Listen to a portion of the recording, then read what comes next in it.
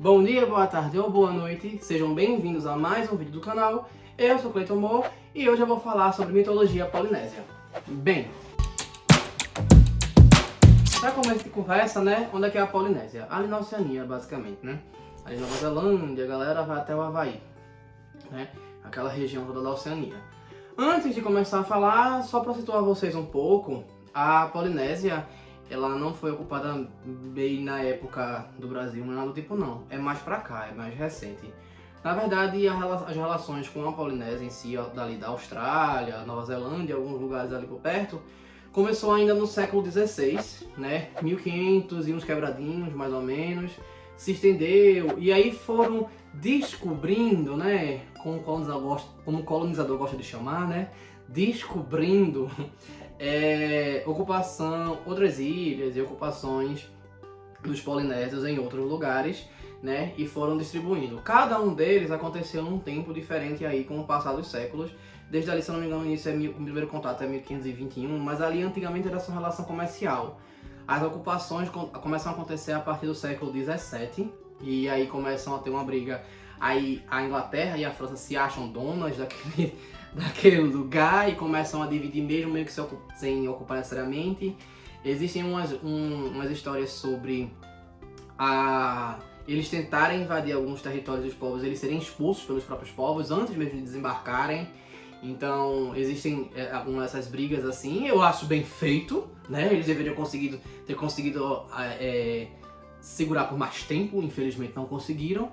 E aí eles vão até o século XVIII nessa pendenga, até que a Inglaterra consegue, enfim, adentrar alguns territórios. E vai ali século XVIII, final do século XVIII, início do século XIX, né? James Cook, né, invade lá a coisinha e eles começam a fazer. Aí fazem os povos, fazem cidades, se não me engano, 1829 é a primeira cidade inglesa oficialmente lá, que ocupa a parte acho que é a Austrália. É Austrália ou Nova Zelândia, agora eu tô na dúvida, mas enfim, é que eles ocupam firmemente, vamos dizer assim, lá. Só que aí tinha muita briga entre os povos nativos e os que estavam ocupando. E aí ficam aquela coisa. Barraco! Aí quebra! Fica aquela briga de, eles batem aqui, eles batem ali. E aí, por causa disso, muitas coisas eram incendiadas. Os polinésios, eles não tinham registros, né, escritos. Eles tudo era boca e o livro que eu li da Polinésia foi de um cara que ele foi, como é que diz, num tempo lá, nomeado para ser governador. Então ele sai da Inglaterra e vai para lá para ser governador daquela região. Só que ele se sente muito mal porque ele precisa de um tradutor para poder falar com os nativos. E ele percebe que tem uns nativos que estavam se expressando horrores e estavam se sentindo muito mal com isso, estavam tipo bem ferrados, e o tradutor não tratava esse sentimento. E ele começou a dedicar para aprender a língua. Então ele começa a aprender a língua para ele mesmo fazer os acordos, para ver se a opressão diminui, né? Porque acabar não tinha como, né? Ele fala como se fosse bonzinho, mas era para ele ajudar o oprimido a ceder pro opressor. Mas em contrapartida ele passa a estudar a cultura e registrar a cultura deles, escrito, né, num livro e tudo mais. E aí a sede do governo dele pega fogo numa dessas brigas e ele perde tudo isso, eles têm que reiniciar o processo e ele sai viajando para vários lugares para escrever de novo. Basicamente o que temos de registro da Polinésia foi o que esse cara escreveu e algumas coisas de alguns povos que ainda foram mantidas, algumas coisas foram mantidas ainda, que foram transcritas depois. Então, a questão da mitologia polinésia é bem, como é que diz, a oferta da mitologia polinésia é bem fraquinha por causa disso, porque assim como os incas, os astecas e os maias passaram por esse tipo de coisa, né, os polinésios também passaram, mas diferente de frades e padres que foram evangelizar, que escreveram alguns costumes e coisas do tipo, e isso foram passados, vários fizeram isso. No caso da Polinésia, praticamente ninguém fez isso na época e por isso tem pouca coisa registrada. Assim como algumas coisas de alguns grupos indígenas brasileiros, né? Enfim, mas aí voltando, eu vou contar como foi a criação para os polinésios, no que eles acreditavam. Os polinésios, eles acreditavam na contagem de tempo chamada Apo. E qual é essa contagem chamada Apo? Bem, basicamente é o que a gente chama de era. né? Mas eles, tipo, pra décadas, pra séculos, pra milênios, pra eles tudo era Apo. Então, tipo, em eras imemoriais, num Apo muito antigo, independente do que vá se definir, se for uma década antiga, se for um século antigo. Enfim, eles acreditavam que em um dado momento, o céu e a terra estavam juntos. Rangi era o pai e Papa era a mãe, que era a terra. Rangi era o céu, Papa era a terra. E aí eles ficaram ali por muito tempo e deram origem a alguns deuses. Eles deram origens a Tu Matawenga, que era um deus muito feroz e é dito como o pai dos homens. O que para os polinésios faz bem sentido, porque eles brigavam por tudo, faziam guerra por tudo, era um negócio assim de doido. Tanya Mahuta, que é o deus da vegetação. Tauhiri Matea, que é o deus das tempestades. Rongo Matane, que é o deus da colheita, porque seria um deus do cultivo, né, do que eles cultivavam como vegetais. Tangaroa, que é o deus dos répteis e dos peixes, que mais na frente tem filhos, que um recebe como divindade dos peixes e a divindade dos répteis. E Haumia Tskitiki, que é a deusa do alimento do homem, como já tinha da colheita, eu considero que seja da caça, né? Então vamos dizer que é o da caça. E aí esses 6 viveram lá por um tempo e até que chegaram à conclusão que disseram assim: não, galera, vê só, nada aqui acontece, a gente tem que fazer alguma coisa, porque a gente tem que separar pai e maninha. Porque se a gente não separar pai e maninha, nada acontece, nada flui, a gente fica fechado, num sistema fechado. Eu acho que era como fosse uma interpretação do Big Bang, né? Tipo, vamos quebrar, vamos soltar para as coisas fluírem, sabe? Mas não pode ser que eu esteja viajando? Pode, mas eu gosto de interpretar dessa maneira. E aí, alguns deles foram a favor de matar os dois. Eu não ouvi o que eu ouvi? Outros de fazer a separação e outros de matar um deles. Teve um deles que foi contra tudo isso, que no caso, Tu Matawenga, como ele era muito feroz, ele disse: não, vamos matar, a gente mata os dois, tá tudo certo. E aí a gente faz o que a gente quiser com os corpos. Aí o povo: não, pra que isso? A gente mata um só. E esse a gente arrasta. Bom, tá meio ruim também. Tava ruim. Agora parece que piorou. E esse a gente arrasta. Aí Tauhiri: eu sou contra matar qualquer um dos dois. Aí Tanya Mahuta fez: não, vamos fazer o seguinte, a gente separa eles. Aí Tauhiri: pra quê? Deixa eles aí. Aí Tanya Mahuta: não, meu filho, veja só. A gente vai ter que fazer isso para que as coisas fluam, para que a gente possa existir, possa que as coisas... Porque senão vai ficar tudo o tempo inteiro. A gente tem que fazer alguma coisa para as coisas fluírem. E vai ser assim. E aí Tanya Mahuta consegue convencer os outros, mas Tauhiri Matea diz: quero não, viu? Se você fizer isso, eu vou ficar contra. Eu vou ficar contra. Aí Tanya Mahuta faz: entendei, os outros concordaram, os outros 4 concordaram. Aí bota a cabeça no chão, bota os pés para cima, e começa a crescer como uma grande árvore. E aí ele cria a floresta. É a divindade da floresta, afinal de contas, né? Então ele cria e aí empurra o céu para cima. Mais uma vez, uma mitologia que acredita que o quê? As árvores sustentam o céu. Como eu já falei em outro vídeo também. Mas enfim, e aí separa. Só que Tauhiri Matea, que é o deus das tempestades, fica revoltadíssimo. Diz: eu não vou aceitar, vou fazer aqui um barraco dos bons. Ele sobe, que ele disse que vai morar com Rangi, que é papai. Ele vai lá, vai morar com o pai. Aí chega Irangi e de lá ele pega e começa a fazer tempestades, furacões, um desespero, uma agonia. Ele vai causando o mar ficando agitado, o mar vai invadindo a terra, é uma agonia. Tanya Mahuta continua lá como uma árvore, ele vai ficar firme e forte para segurar os céus.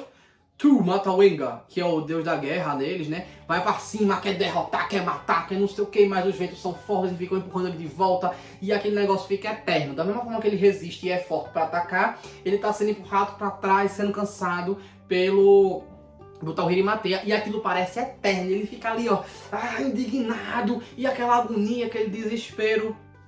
Tangaroa, que é o pai dos peixes e dos répteis, ele decide correr para dentro da terra. Só que aí ele tem 2 filhos. E aí tem uns filhos que decidem afundar no mar, um filho que decide afundar no mar e um filho que decide ir para a terra. É como se ele se repartisse de alguma forma. E aí os 2 filhos são Ikatere, que é o que decide ir para a água, que é o pai dos peixes, e Tute Wehi Wehi, que é o pai dos répteis, que decide ficar na Terra. E aí Tangaroa passa a ser 2 filhos descendentes, qualquer coisa assim que você imaginar, porque é uma loucura. Então assim, vamos dizer que ele se divide em 2, a parte que quer ficar na água é o pai dos peixes e a parte que quer ficar na terra é o pai dos répteis, né? Ele acaba sendo indeciso, divide em 2 e aí chamam de filhos, né? Podemos dizer isso. E aí vai ficando. Enquanto Rango Matane, né, e Haumie Tiki Tiki, eles não têm muito pra onde ir, pra onde fugir, nem como lutar. Então o que é que eles fazem?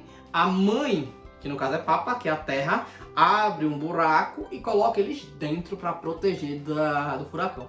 E aí Tawhiri fica aquela agonia, aquele desespero. Tumatawenga cansa, vai pra um lugar e procura habitar esse lugar, como se fosse dizendo, como ele é o pai dos homens, né? Como se fosse dizendo, os homens foram aprender a habitar, a fugir do temporal, né? Vamos dizer assim. Vão fugir do temporal, e aí Tawhiri Matea fica até cansar, e aí quando cansa, cessa aquilo. Mas ele roga uma praga para aquilo ali tudo. Então ele fala que os filhos de Tangaroa, tanto répteis como peixes, vão servir de alimento para os homens, porque eles foram covardes e fugiram da luta.